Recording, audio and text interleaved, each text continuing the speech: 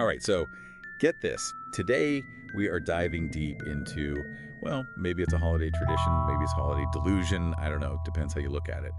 But we're talking all things Santa Claus. It's interesting. It really is. Yeah. Why do we as a society,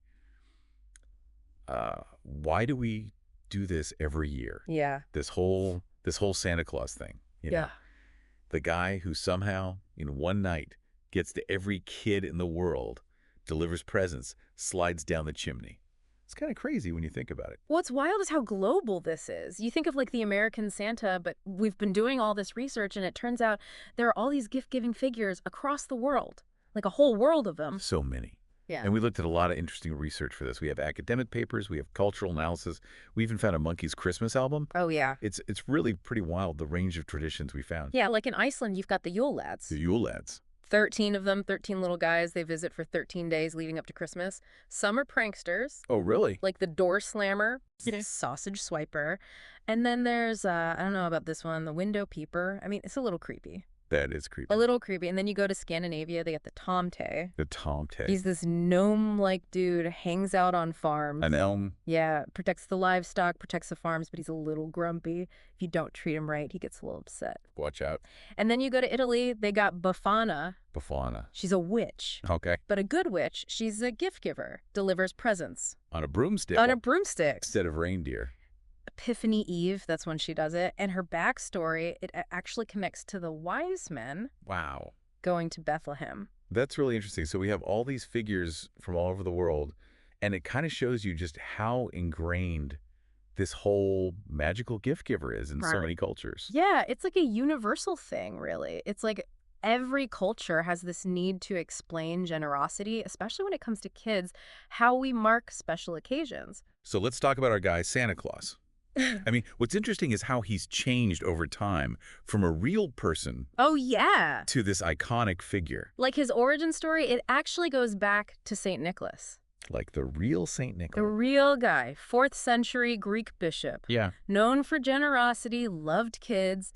As his story spread, people started venerating him, and he kind of morphed into different figures like Sinterklaas Sinterklaas. in the Netherlands. And then Washington Irving. right? Yeah. He wrote this satirical piece on Sinterklaas in the early 1800s. It's really 1800s, that's right. And that kind of set the stage for our modern-day American Santa Claus. Like the Santa Claus we know and love, the big guy. Yeah. And then Clement Clark Moore comes along with this poem. A Visit from St. Nicholas. And he really solidifies the whole image. I mean, reindeer, sleigh, the whole 9 yards. And even Santa's personality. He's like super jolly. Yeah. Like this poem, it was huge. It really solidified Santa in the public imagination. It's like everyone saw Santa the same way after that. But here's the thing. Are we all lying to our kids? This whole Santa Claus myth, I mean, Yeah. is that what we're doing as a society? It's the big question, right? It- We dug into the research, and there's definitely two sides to it. Some people think it's fine, it's a tradition, it's harmless, it sparks kids' imagination. But others say that even if it's for a good reason, you shouldn't lie to kids, that it breaks trust.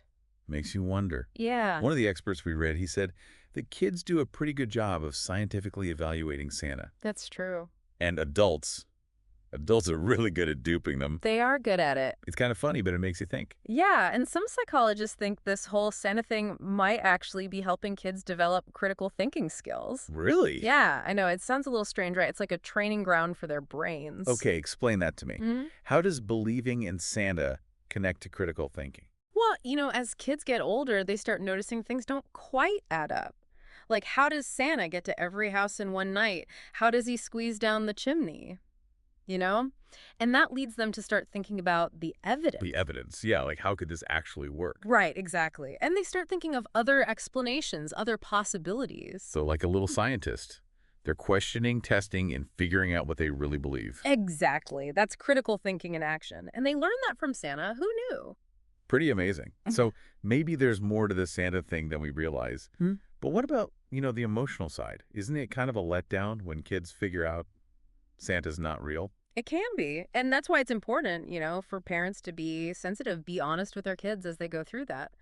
But our research actually found some really good arguments for the pro-Santa side. Like one of the most interesting ones was that believing in Santa can help kids develop a sense of wonder, a sense of possibility.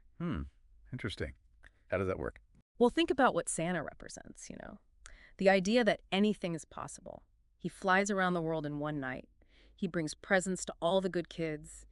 He makes impossible things seem real. And for kids, that's a powerful message. It opens up their minds, you're saying, to possibilities. Yeah. It tells them that magic and wonder that those things can exist in the world. And that's a good thing, right? It lets them dream big. It makes me think about when I was a kid, spending hours, lost in my own little world.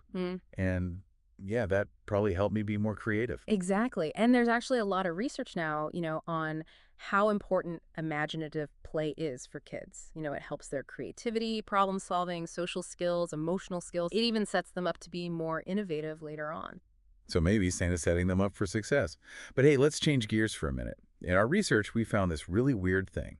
A Christmas album by a monkey. Oh, yeah, the musically gifted monkey. I know, right? Yeah. It was a total surprise. I mean, this monkey is a composer, a songwriter, a music producer. The whole package. And the album is super clever. Like, he takes all these classic Christmas songs and parodies them, but in a way that makes you laugh and think at the same time. Yeah. It's like he's using music to poke fun at our traditions, make us ask why we do what we do. Which is perfect for our deep dive today.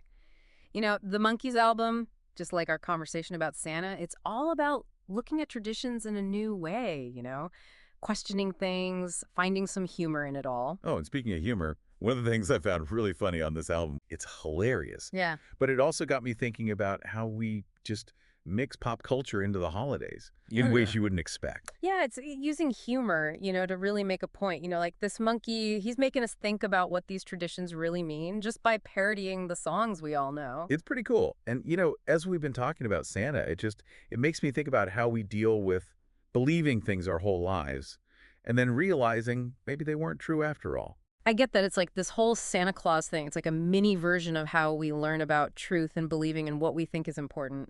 It's deep, actually. It is. Like, when we're little, we believe everything, right? Whatever our parents tell us or whatever our culture tells us. Exactly. But then we grow up and we see things and we realize maybe things aren't as simple as we thought. Like, how can Santa fit down the chimney? Or visit every house in one night? It's like we have to think about what makes sense. Exactly. And sometimes that means we have to let go of things we thought were true. It can be tough, maybe a little sad even, but that's part of growing up, figuring out how the world really works. So it's like everyone has their own Santa Claus moment when we have to let go of something and accept that maybe things are a little more complicated. Exactly. It's like realizing that the world isn't black and white, Things are more complex, there's gray areas, and accepting that's how you grow, how you learn. It's wild to think that this whole Santa Claus thing, it's not just about presents. It actually teaches us about life and how we think. And, maybe those kid beliefs, maybe there's some truth in them, even if it's not literal. That wonder, believing in the impossible. Maybe that's something we shouldn't completely let go of, even when we're grown up. I like that. Even when we're being all rational and logical, maybe it's okay to hold on to that wonder, It's good to stay curious, keep exploring, remember the magic in things. This has been really cool. I mean, this deep dive into Santa. Who knew it would be so deep? Yeah, it's been great. And hey, to all our listeners out there, keep thinking about this, Think about your own Santa Claus moments, those times when you had to change what you thought was true.